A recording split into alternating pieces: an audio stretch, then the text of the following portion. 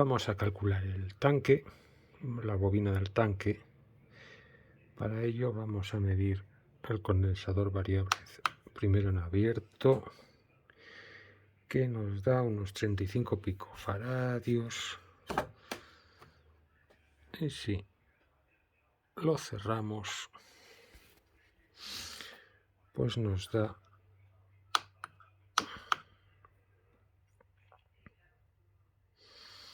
unos 429 picofaradios. Así que vamos a hacerle una bobina, porque esta es reaprovechada del proyecto de hace 30 años, hecha con un tubo de papel higiénico. Hemos cortado un tubo de PVC, ya más a propósito, le hemos hecho dos agujeritos para fijarlo al chasis. Queda así un corte un poco raro, pero bueno. Veremos ya una bobina mucho más adecuada.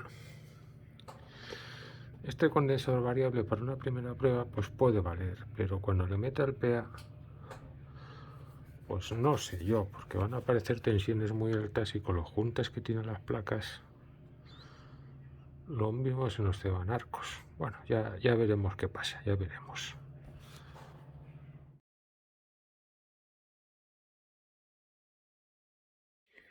Y vamos a ver cómo calculamos la inductancia de la bobina que necesitamos para nuestro circuito sintonizado. Como hemos partido de un oscilador local estándar, los extremos de la banda no son los que se corresponden a la onda media, sino a las frecuencias que utiliza el oscilador local para producir el heterodynaje. Así que nos encontramos con que nuestro oscilador local está produciendo en su frecuencia más baja 1 megahercio y un poco, y en la parte más alta 2,143 megahercios. Por otro lado, hemos medido el condensador abierto y cerrado, que nos da en abierto 35 picofaradios y en cerrado 429, que hemos medido con nuestro medidor chino. Luego ya necesitaremos más adelante para la ejecución de esta bobina conocer los datos del material que vamos a utilizar, que en nuestro caso es un tubo de 5 centímetros de diámetro, y vamos a utilizar hilo esmaltado de 0,5. Pero vamos a centrarnos primero en el cálculo de la inductancia. Esta es la bien conocida fórmula de Thomson de un circuito en resonancia. Conocemos la frecuencia, conocemos la capacidad, pero no conocemos la inductancia. Y este es un ejercicio que recomiendo hacer, porque aunque hay calculadoras para hacer estas cosas, siempre es conveniente, pues por saber un poco, saber de dónde salen las cosas y cómo se calculan. Una raíz cuadrada no deja de ser una potencia, es decir, tú cuando calculas una raíz cuadrada de algo no estás haciendo más que calcular su potencia, la potencia de ese algo elevado a 1 medio, o a 0,5, como prefiráis. Entonces, por la propiedad de la potenciación podemos dividir esta raíz cuadrada en dos, porque es un producto lo que tenemos, inductancia por capacidad. Luego ya, a partir de aquí ya podemos despejar la inductancia. Ponemos en este lado la raíz de la inductancia y pasamos la frecuencia al otro miembro de la ecuación. Elevamos al cuadrado ambos miembros. Aunque tenemos raíces, podemos hacerlo con total seguridad, puesto que tanto la inductancia como la capacidad van a ser siempre valores positivos y no tropezaremos con encontrarnos con raíces de valores negativos que lo impedirían funcionar. Así que una vez que elevamos al cuadrado estos dos miembros, nos cepillamos el cuadrado con la raíz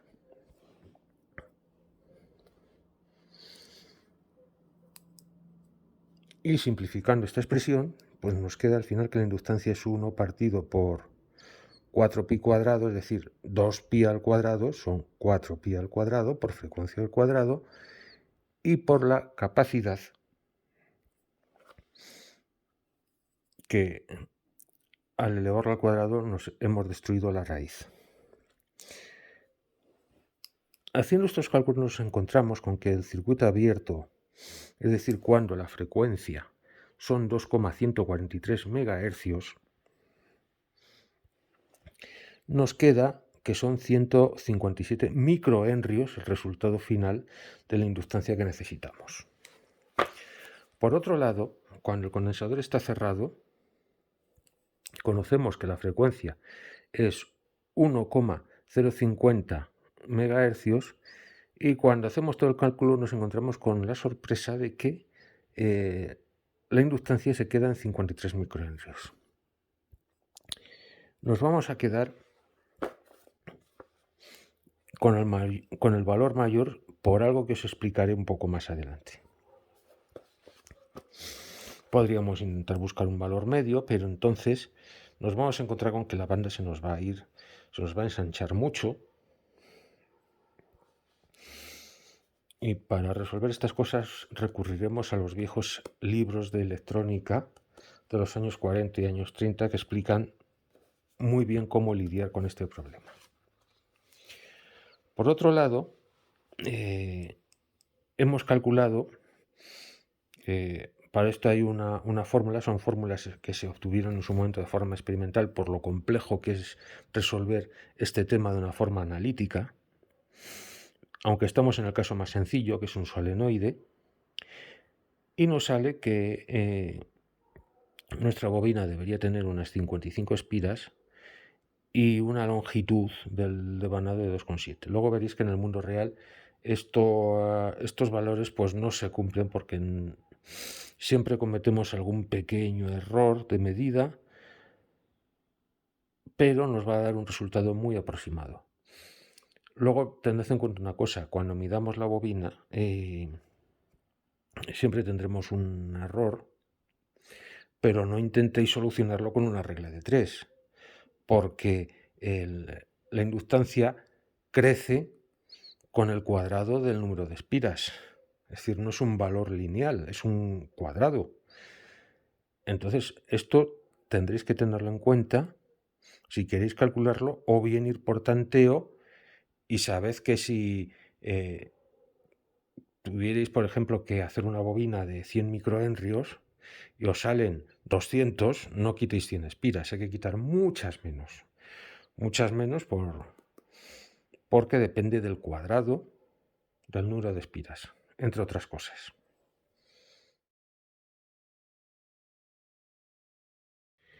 Y ahora veamos cómo J. Varona aconsejaba elegir la inductancia del tanque en su obra Las bobinas de la radio, que calculo que se escribió alrededor de 1943, y decía esto: en primer lugar tendremos en consideración las capacidades máximas y mínimas de nuestro condensador variable. Él establecía que para calcular la capacidad máxima con el condensador cerrado tendríamos una capacidad de lo que es el propio condensador variable cerrado más la capacidad de los trimmers, que en este caso no tenemos trimmer, más una capacidad parásita estimada en 30 picofaradios, y nos daba un total de 495 picofaradios. En nuestro caso nos daba 429 picofaradios medidos. No así, la capacidad mínima es muy difícil de medir con el medidor chino, de hecho es imposible. Quizá tendría que utilizar para ello el nano VNA, pero no lo he utilizado para eso y tampoco era tan importante. Así que podemos establecer que un condensador variable típico totalmente abierto daría 15 picofaradios, a lo que habría que añadir la capacidad del trimmer, que no hemos puesto y por lo tanto no lo tenemos en cuenta, más 30 picofaradios residuales. En nuestro caso no serían 65 picofaradios, sino 45 picofaradios. Luego nos introduce un parámetro bastante interesante, que es el coeficiente de banda. El coeficiente de banda para el condensador variable es la raíz cuadrada de la capacidad máxima partido por la capacidad mínima. Este coeficiente lo que nos va a decir es el ancho de banda que puede coger este condensador variable. Nos dará un valor que cuando lo multipliquemos por la frecuencia de la parte más baja de la banda que queremos sintonizar, nos dará la frecuencia más alta de dicha banda. En este caso nos dice que para un condensador variable típico es 2,8. Es una cantidad escalar, o sea, no le pongáis unidades. Y en nuestro caso, para nuestro condensador variable nos sale de 0,88. Bastante parecido. Luego introduce también el coeficiente de banda propiamente dicho para lo que es la banda. Lo que pasa es que en esta época les encantaba trabajar mucho con longitudes de onda y para mí es un poco incómodo. Así que vamos a utilizar frecuencias y vamos a comprobar cómo directamente, vamos a ver si lo encuentro aquí, cómo directamente podemos sustituir la longitud de onda máxima partido por la longitud de onda mínima por la frecuencia máxima partido por la frecuencia mínima. Observar que para convertir la longitud de onda en frecuencia, si despejamos de la fórmula de la longitud de onda, que es la velocidad de la luz en el vacío partido por la frecuencia, si despejamos frecuencia máxima y frecuencia mínima, es decir, aquí ponemos longitud de onda máxima dividido por longitud de onda mínima, al despejar nos va a quedar frecuencia máxima partido por frecuencia mínima, es decir, obtendremos el mismo valor. En nuestro caso, al principio, como los valores no me cuadraban, resulta que nuestro coeficiente de banda para ese oscilador local que hice hace unos meses es solamente de 2,041. Ciertamente este valor me alarmó mucho porque al hacer los cálculos me salía que en la parte más baja de la banda resonaría a 694 kHz, no a 1,050 MHz como medí en la bobina que construí hace unos meses. No obstante, tampoco tiene tanta importancia porque es posible sintonizar la parte baja de la banda del oscilador local que hemos utilizado porque está muy por encima de este valor, simplemente que el condensador variable no podremos cerrarlo totalmente. Esto es importante si hubiéramos intentado utilizar el tanque, como sabéis tienen los dos condensadores variables unidos por el mismo eje. Aquí habría tenido que andar con mucho más cuidado al ser mucho más fina, calculando la inductancia, y en cualquier caso tendría que construir una bobina de oscilador local nueva, porque va a ser imposible ajustarlo con los valores de coeficiente de banda tan dispares, que por eso me daba este valor. No obstante, sí pude comprobar que podía utilizar el coeficiente de banda para calcular la frecuencia final, simplemente cogiendo la frecuencia más baja que podía sintonizar con ese condensador variable y la bobina de 157 microhenrios.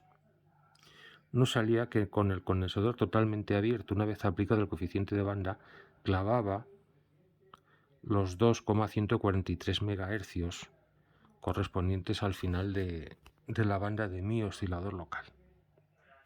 Pues ya hemos construido aquí la bobina del tanque final nueva. según calculamos, nos salían unas 65 espiras para una forma de 5 centímetros y hilo de 0,5. Y hemos añadido pues un secundario, porque esto realmente es un transformador de radiofrecuencia, y le hemos dado unas 30 espiras. ¿Por qué 30? Pues por poner de momento un valor, porque no sabemos qué impedancia va a tener la antena al final.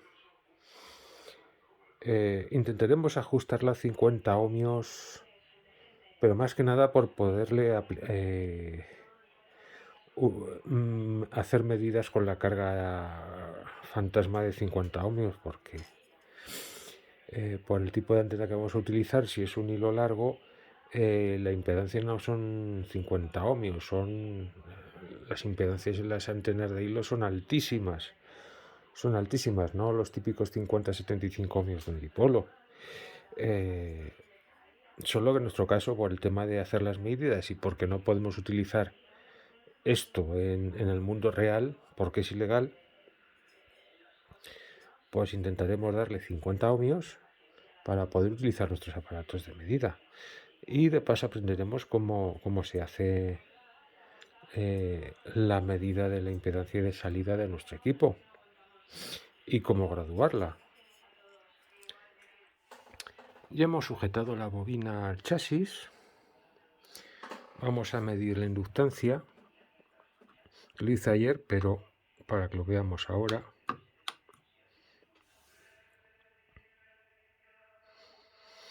Nos salen 120 microhenrios.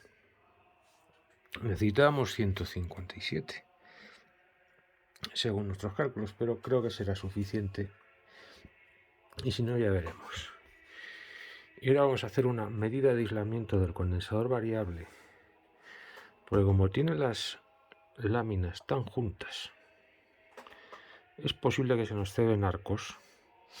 Y vamos a ver con el medidor de aislamiento si pasa la prueba a 500 voltios, puesto que el condensador está sometido a una tensión muy elevada. Bueno, vamos a hacer la prueba de ver qué tal va a aguantar ese condensador variable con el medidor de fugas. Vamos a empezar con una prueba a 250 voltios. Y en principio, pues vale, se porta muy bien a 250 voltios. Vamos a subirle la tensión.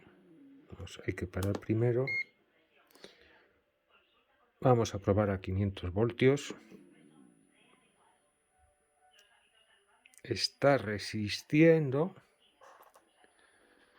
Y vamos a la prueba de 1000 voltios. Hay que pararlo. 1000 voltios. Aquí ya, como se ve, aquí ya falla. Hace aquí un ruidito. Ves que está marcando fuga, resistencia. Yo oigo aquí un ruido. Fijaros en la esquina superior izquierda del condensador variable. Cómo se ceba un arco. Voy a soltar esto, ahí no voy a meter los dedos. Otra vez.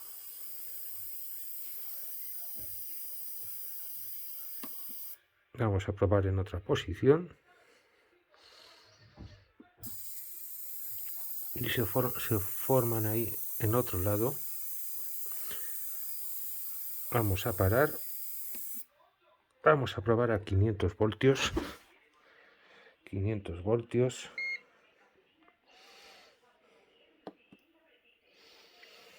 500 voltios aguanta. No vamos a meter...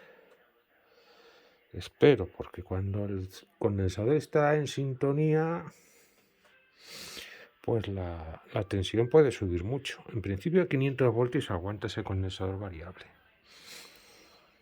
Es decir, es una buena forma de saber con uno de estos medidores cuanta más tensión alcancen mejor, para saber si vuestro condensador variable va a poder utilizarse en un circuito tanque y en qué circunstancias. Vamos a hablar de otro tema interesante.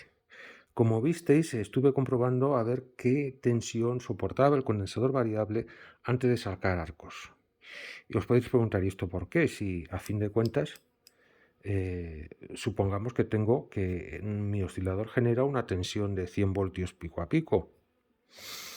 ¿Cómo nos vamos a encontrar aquí con varios miles de voltios? O quizá no tanto, quizás serán 1000 o 2000 voltios nada más. Y dices, pero bueno, ¿cómo es que ocurre esto? Para esto hay que entender qué es la resonancia y cómo funciona en particular el circuito tanque. Uno de estos circuitos, cuando están sintonizados, es decir, siempre están sintonizados a una frecuencia, que es cuando la reactancia capacitiva coincide con la reactancia inductiva. Si solamente diéramos un toque, es decir, si solamente enviáramos un golpecito de corriente en el caso ideal, nos encontraríamos con que se nos generaría aquí dentro una onda, tal que así, mejor dibujada, porque esto es un desastre de dibujo permanente. Esto sería cierto si el condensador fuera ideal, la bobina fuera ideal y no hubiera pérdidas. En el mundo real siempre hay pérdidas. Siempre hay pérdidas y nos encontraremos que al hacer esto, cuando diéramos un toque, el circuito oscilaría, pero iría perdiendo fuelle hasta agotarse, debido a resistencias internas, debido a que esto radia y al radiar pierde energía, y se nos genera este tipo de onda, que es lo que conocemos como onda amortiguada. Ocurre tanto en sistemas electrónicos como en sistemas mecánicos, como pudiera ser un péndulo. Si tenéis un péndulo, el péndulo, en circunstancias ideales, sin pérdidas de energía, estaría oscilando de forma permanente, pero la experiencia nos dice que estará oscilando un rato hasta que al final el péndulo queda en reposo. Pues, ¿cómo se nos producen estas sobretensiones? Si volvemos a nuestro circuito oscilante, tenemos aquí nuestro generador, nuestro tanque.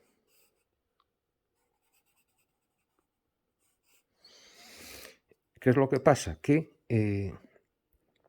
esto está enviando, suponemos que el generador está sintonizado a la misma frecuencia que la frecuencia del circuito tanque,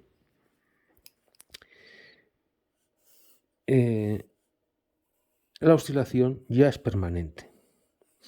No decae porque el generador lo impide, o en este caso nuestro oscilador local. Bien, pero ¿qué sucede? Sucede que estamos aportando energía continuamente a este punto y no le damos tiempo a que se disipe totalmente. Entonces lo que va a ocurrir es un efecto justamente al contrario de la oscilación amortiguada, que es que irá creciendo la amplitud cada vez más. Esto no tiene nada de mágico, se sigue cumpliendo a la perfección el principio de la conservación de la energía. Lo que sucede es que antes de que se haya disipado la energía almacenada en el tanque, porque lo que sucede es que, para decirlo de una forma más o menos gráfica, se carga el condensador y cuando se libera de proporcionar energía al sistema, el condensador se descarga sobre la bobina se carga, una vez que el condensador queda descargado y la bobina queda cargada, empieza a descargarse sobre el condensador y se repite el ciclo indefinidamente. Pues bien, sucede que estamos aportando energía a un ritmo mayor que el tiempo que necesita para disipar toda la energía almacenada en el tanque, con lo cual la tensión empieza a crecer y a crecer y a crecer hasta que llega un límite donde se equilibra la energía que estamos proporcionando con el ritmo de disipación de energía dentro del tanque. Este ritmo de disipación variará en función de las resistencias parásitas que tenga esto.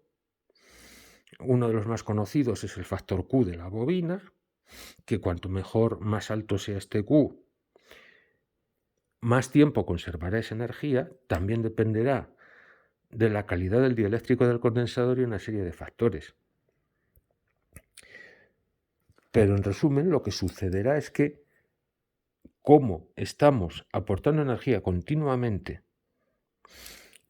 y el tanque no la ha disipado por completo, empieza a almacenar más y más y más, hasta que ya llega un momento en que no puede almacenar más energía, que ya ha llegado a su punto máximo. Lo que pasa es que cuando se produce esta condición de equilibrio, la amplitud de esta señal puede haber alcanzado varios miles de voltios. Tanto más altos cuanto mejor sea la capacidad de este circuito de no tener pérdidas. Es decir, cuanto mejor sea el circuito, más nos va a crecer la tensión. Cuanto más alto sea el Q, tanto peor.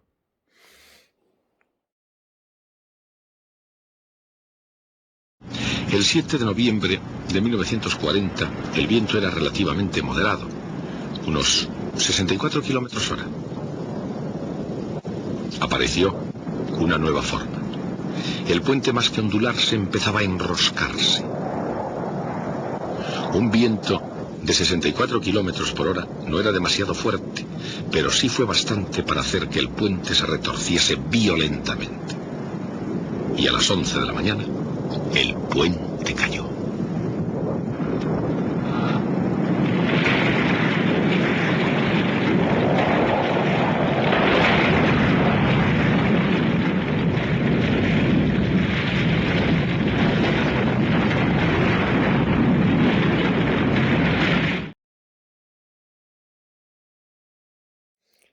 Pero esto, que en principio puede parecer una desventaja, en realidad es muy útil. Es muy útil porque si atacamos con una señal débil, tenemos aquí una ganancia en tensión que nos permitirá excitar el paso final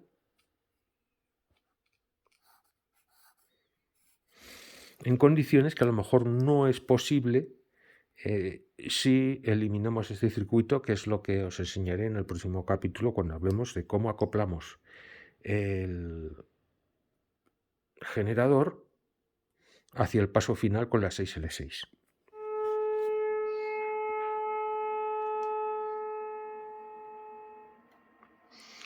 Pues el tanque nuevo está aguantando, no tira chispas.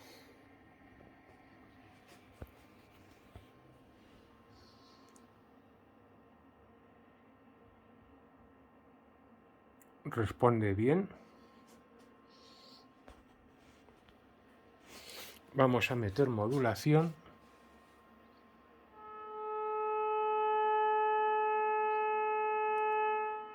Y vamos a ver el índice de modulación por el método del trapezoide. Que esto lo conoceréis los que, pues no sé si tenéis edad suficiente para conocer esta forma de medir la modulación. Bien, lo ponemos en XY, damos modulación.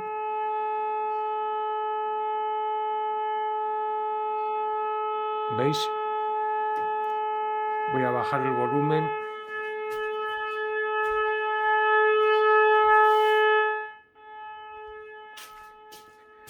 Vale.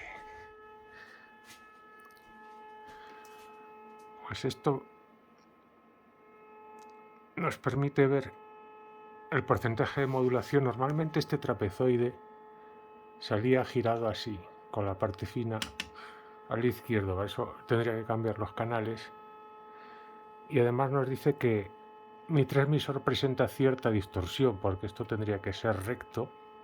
Es decir, no solamente nos indica cómo estamos, es decir, qué porcentaje de modulación hemos metido, sino que además nos indica que encima tenemos distorsión. Si esto tiene que salir recto, los dos lados del trapezoide, que así parece un embudo.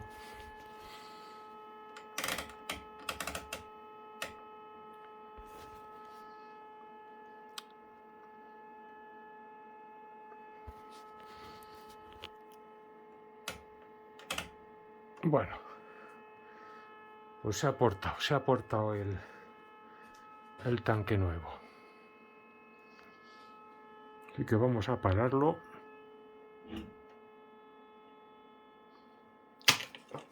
No han saltado chispas. Ya veremos cuando meta el final qué pasa.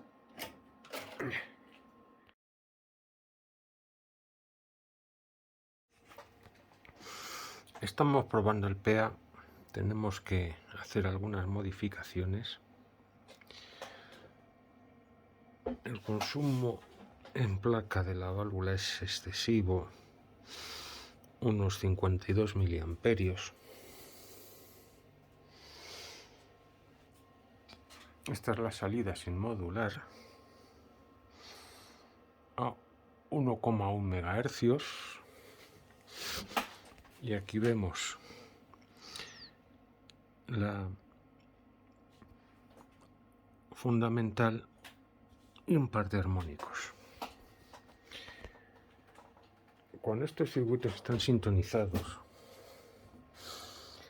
el consumo de corriente tiene que disminuir mucho, y de hecho sucede. Vamos a probar, ¿veis ahí? Pero ¿qué pasa cuando este debería ser el pico de sintonía, que ya ha caído a mitad, a los 25 miliamperios? Pero mirad qué espanto. Se nos ha llenado de armónicos.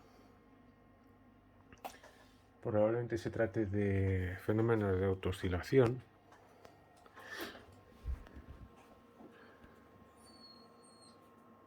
Aquí vemos la fundamental, que tiene más o menos buen aspecto, pero fijaros en estos detalles.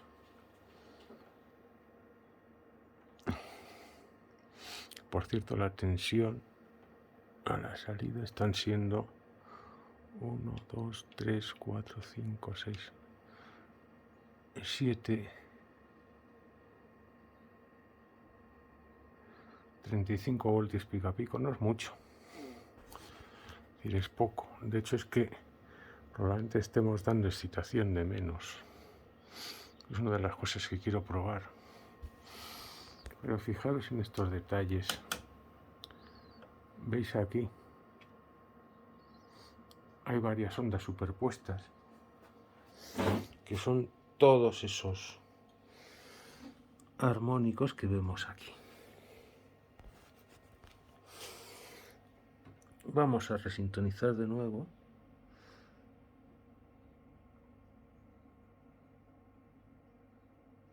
El punto anda por ahí.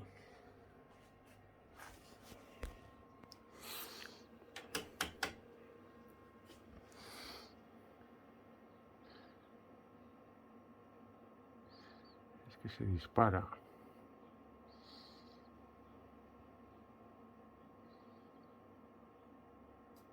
El punto bueno es ese, pero no es lo que queremos.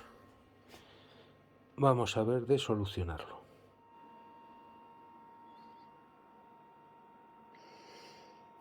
Con un generador externo no se nos presenta este fenómeno. Aquí vemos además una modulación muy buena, débil pero buena.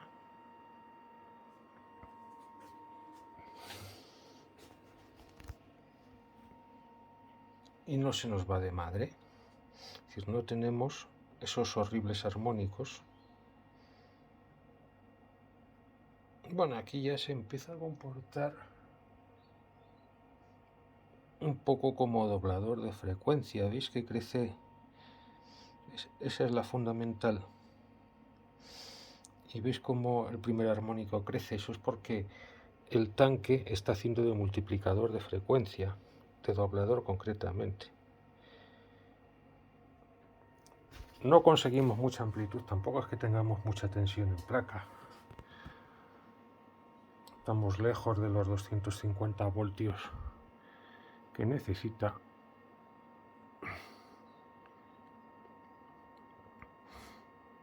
No vemos ese efecto tan horrible. La intensidad es un poco más baja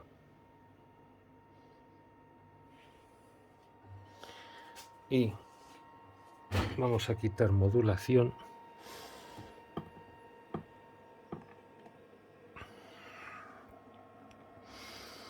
Y tenemos una señal moduladora de 10,6 voltios pico a pico. Vamos a ver si conseguimos mejorar esto. Hemos conseguido quitar esos feos armónicos. Vamos, quedan aquella colección enorme, porque aquí vemos que hay 2 armónicos, pero ya el comportamiento de la sintonía del tanque final es más razonable. Bueno, ahí presenta tendencia a doblar la frecuencia. Este piquito se correspondería con el segundo armónico. ¿Y cómo hemos logrado eso? Pues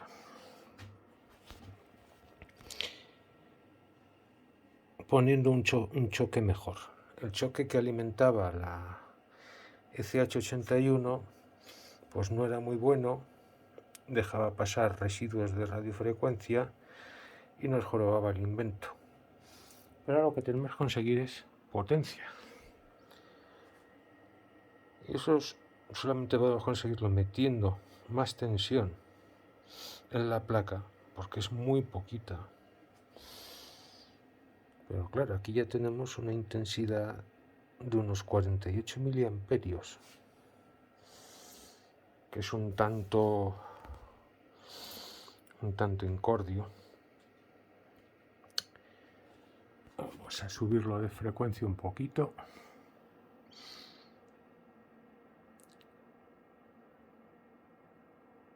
A ver, 1300, vamos a darle 1300. Vamos a ajustar de nuevo. Ahí aparecen más armónicos.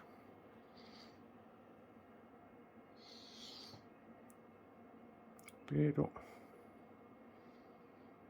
cuando está correctamente sintonizado no los hay. Vamos a meter modulación de nuevo.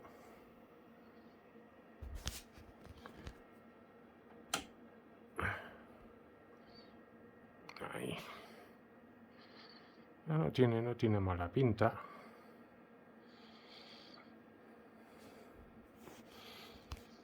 Vamos a jugar un poco con la modulación. Va por ahí. A ver cómo andamos de distorsión.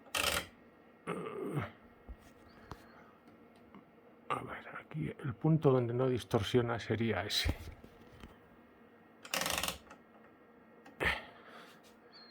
Sí, ahí estaría el punto mejor, en principio, para funcionar. Vamos a ver lo que nos dice la radio. Y creo que están los traumas A buscar.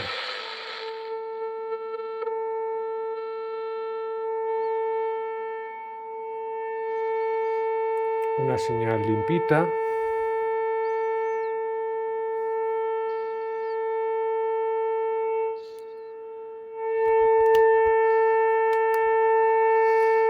Sí. Si quito modulación no hay ruido.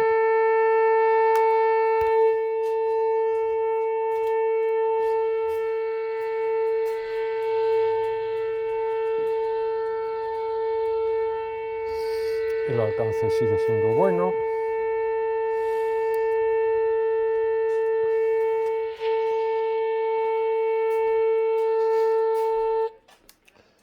Pero nos da poca chicha. Tenemos dos vías que explorar, que es dar más tensión de placa al paso final. Estoy esperando una válvula. Iba a utilizar una L84, es que ya tiene un zócalo octal. Y al final lo que voy a montar es una 6L6. Lo que pasa es que en este momento no tengo una 35L6 que no son iguales.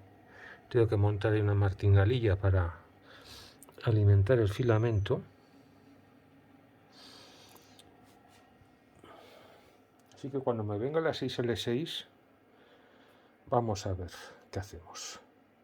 Como decía, tenemos la opción de subir esto a 300 voltios, estaría bien. Sintonizar el circuito de rejilla del paso final, del PA. No es algo que me entusiasme, pero eso elevará mucho la tensión de excitación del tubo final. Pero es que claro, ya tener dos circuitos sintonizados es un problema. Ya habéis visto la que me había organizado en el analizador de espectro. Pues no os digo nada lo que es mantener 3 circuitos sintonizados y encima aislados en radiofrecuencia uno de otro. Pero esto es lo que tienen los experimentos y es lo que los hace divertidos.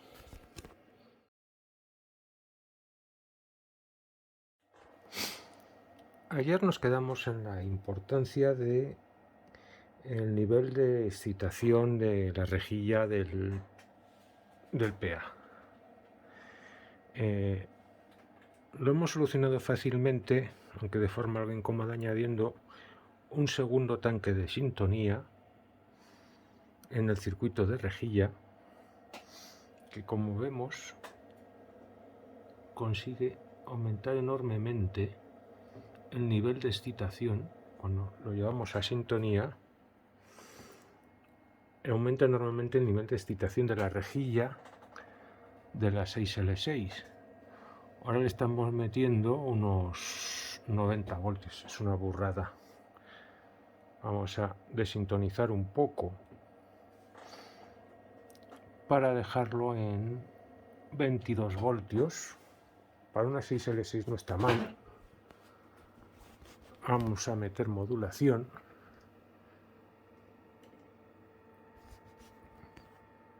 Que ahora vemos que no nos da un nivel de modulación suficiente. Vamos a reducir la excitación. Ahí. Con menor excitación ya funciona, porque es que lo que nos está pasando es que si nos pasamos, saturamos la rejilla de la 6L6 y entonces pues nos distorsiona la forma de la onda modulada. El utilizar excitaciones exageradas y polarizaciones negativas exageradas se suele utilizar los pasos finales para trabajar en clase C, pero es que aquí no es el caso, porque si hacemos eso tendremos la típica distorsión de la clase C, que es que, veis, se nos come solamente aparecen las puntas de la modulación.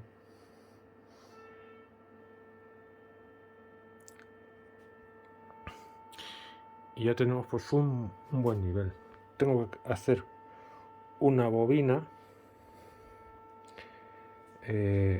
Probablemente pueda ser una bobina con una capacidad fija.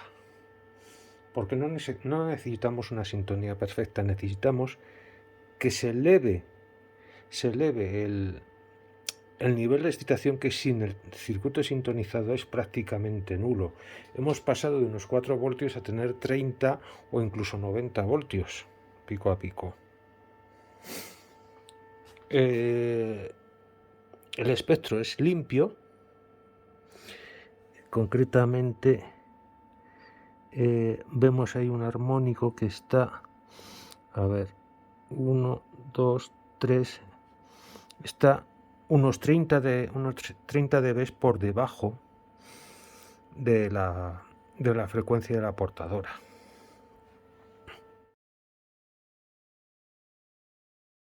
Gato.